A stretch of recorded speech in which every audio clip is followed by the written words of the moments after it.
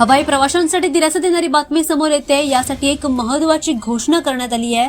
केंद्र सरकारने airline seat selection शुल्कावर निर्बंध घालून अनेक विमानातील किमान 60% आसनांची निवड प्रवाशांना विनामूल्य करता यावी यासाठी नवीन काही आदेश जारी केले। या मार्गदर्शक तत्वांचा अवलंब हा डीजीसीए करून दिला गेला आहे। दरम्यान मागील काळामध्ये प्रवाशांना तिकीट बुकिंग किंवा वेब चेक इन दरम्यान पसंतीचं आसन निवडण्यासाठी अतिरिक्त शुल्क भरावं लागत होतं, पण आता हे शुल्क अनेक आसनांवर लागू होणार नाहीये।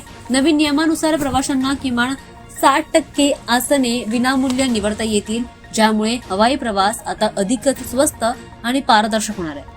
यासोबतच एकाच आरक्षित नाव म्हणजेच पीएनआर अंतर्गत प्रवास करणाऱ्या कुटुंबियांना किंवा गटांना एकत्र बसण्याची सोय देखील सुनिश्चित करण्याचे निर्देश देण्यात आले, जे पूर्वी अतिरिक्त शुल्काशिवाय मिळणं कठीण झालं होतं।